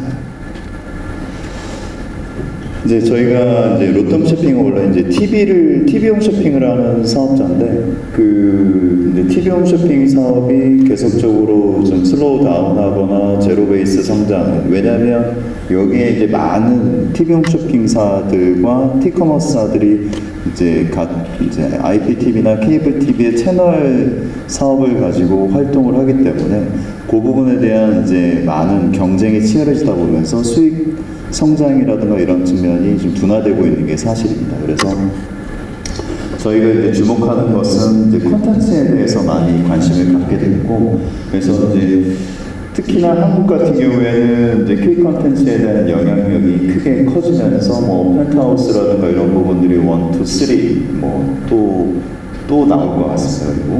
그리고 영화 반도라든가 이런 부분은 뭐 국내 유에서 만든 영화이긴 하지만 해외 판권도 많이 커졌고, 그리고 이제 글로벌 OTT나 이런 부분도 많이 국내의 콘텐츠에 대해서 관심을 많이 갖고 있어서 이런 측면에서 뭐 네이버, 카카오, 쿠팡 등 여러 군데에서 이제 콘텐츠를 확보하기 위해서 많이 노력하고 있는 게 사실입니다. 그리고 저희가 또 이제 유통 쪽에서도 보면 CJ나 현대 같은 경우에도 콘텐츠와 커머스를 좀 접목한 사례들을 많이 보여주고 있습니다. 뭐 CJ의 뭐 스페인 하숙이라든가 현대의 핸드메이드 로고 이런 부분들이 많이 이제 나왔고요.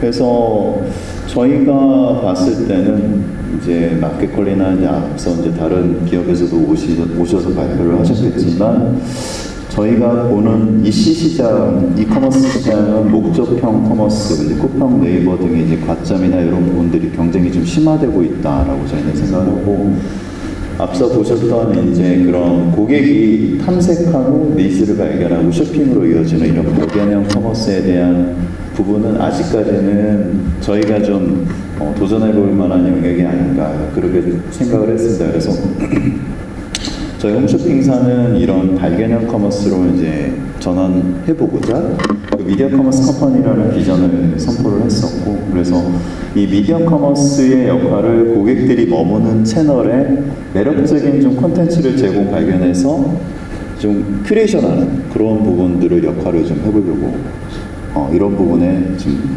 몰입하고 있습니다.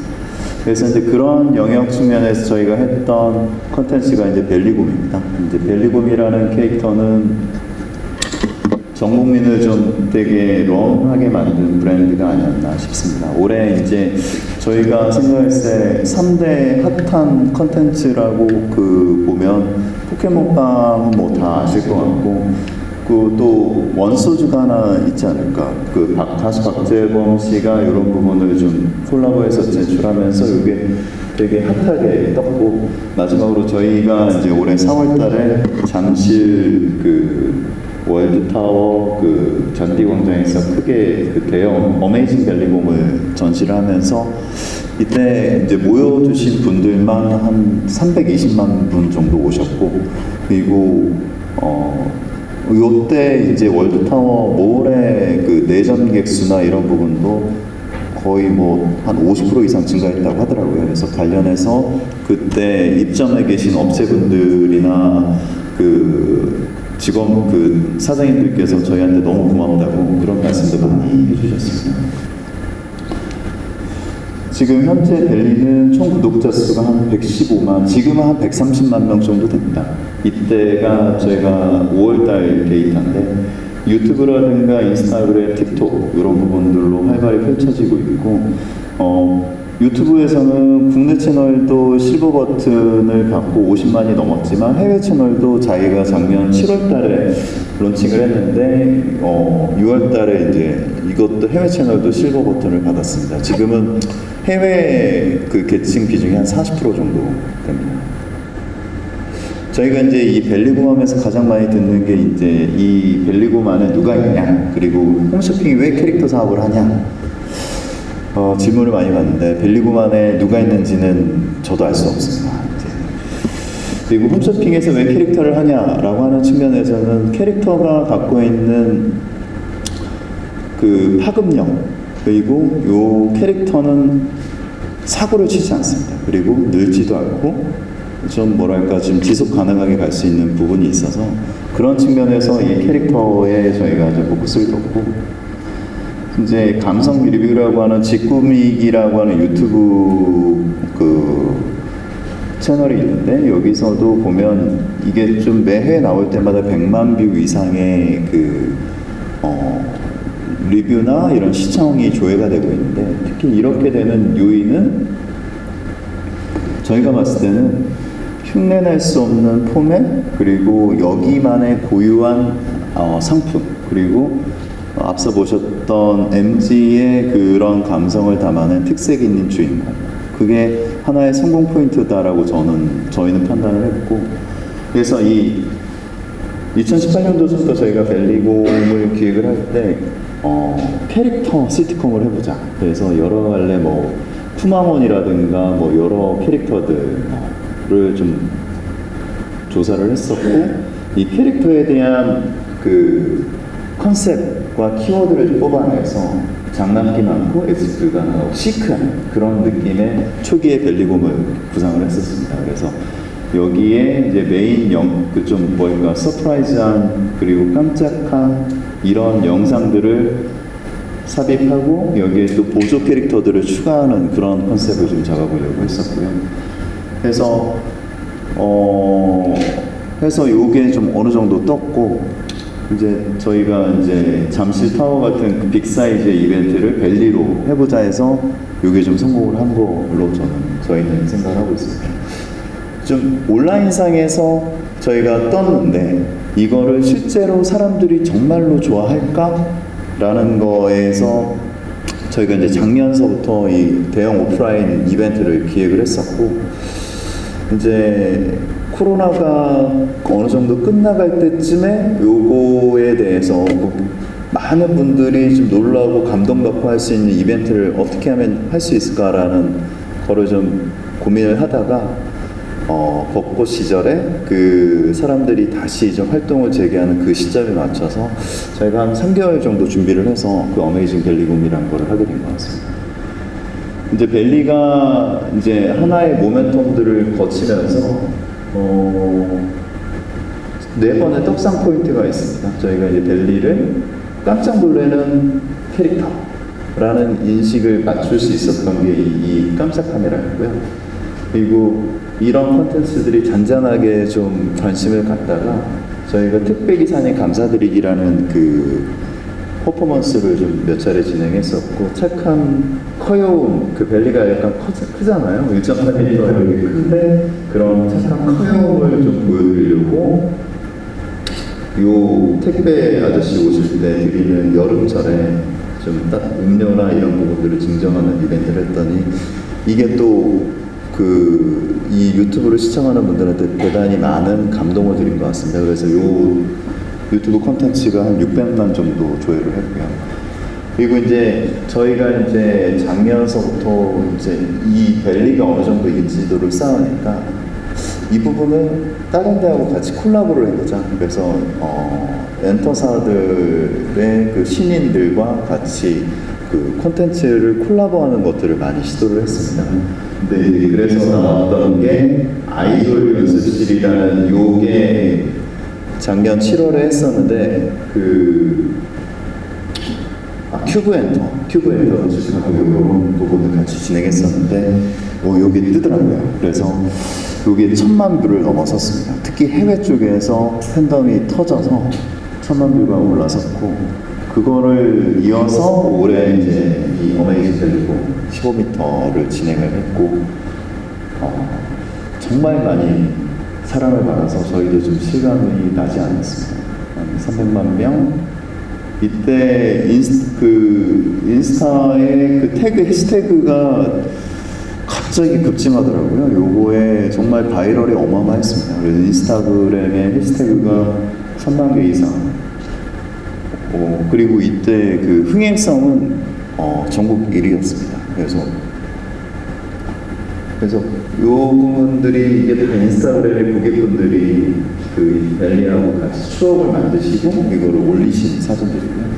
그래서 대단히 놀라운. 그래서 그런 것들이 이어져서 이런 다양한 기업들과 교보문고, 뭐 삼양식품, 엔터사들, 의류업체, 식품업체, 여기저기 같이 이제 콜라보를 하게 됐고요.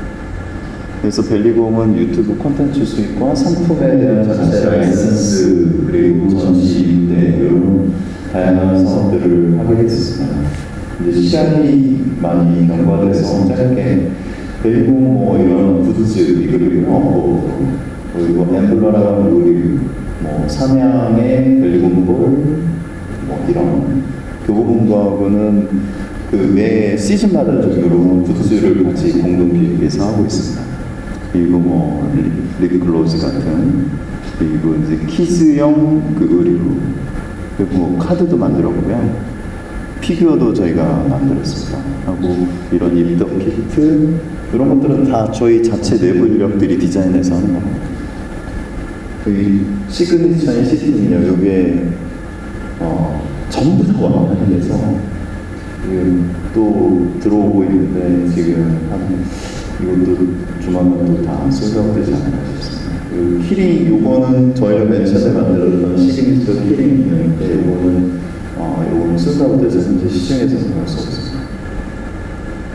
저희가 이제 이런 벨리곰의 다양한 사업들을 향후에 좀 더 활발히 펼쳐 나가겠습니다. 이렇게 보시고요. 그리고 또 하나는 이거 조금 남았습니다. 디지털 휴먼 루시 관련해서도 말씀을 드리겠습니다. 루시는 29살이고요. 지금도 29살, 작년에도 29살, 내년에도 29살. 영원히 29살입니다. 그리고 산업 디자인을 전공한 디자이너고요. 그리고 자동차 디자이너입니다. 특히. 그리고 좀 패션과 라이프 스타일에 관심이 많고 힙하고 그루브한 것에 대해서 관심이 많은 친구입니다.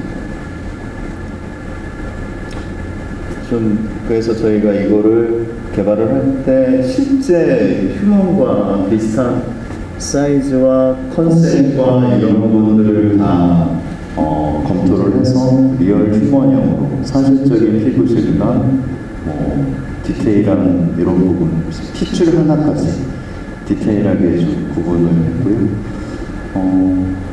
다양한 지금 활동을 하고 있습니다. SNS 인플루언서, 브랜드 콜라보, 브랜드 광고, 지금 저희 영화 광고도 했고, 그리고 과자 광고, 패션 광고, 뷰티 광고, 그리고 전시회 광고라든가 이런 부분들 같이 지금 계속 꾸준히 활동하고 있고, 많은 미디어에서도 관심을 가져주시고 계시고, 저희가 SNS 루시는 활발히 활동하고 있습니다. 많이 팔로우해 주시면 감사하겠습니다. 그래서 향후에는 저희가 이런 버추얼 캐릭터를 어떤 애니메이션이라든가 드라마 그리고 예능 이런 부분까지 활발히 참여시킬 예정입니다. 그리고 향후에 메타버스 아이콘까지 육성할 계획입니다.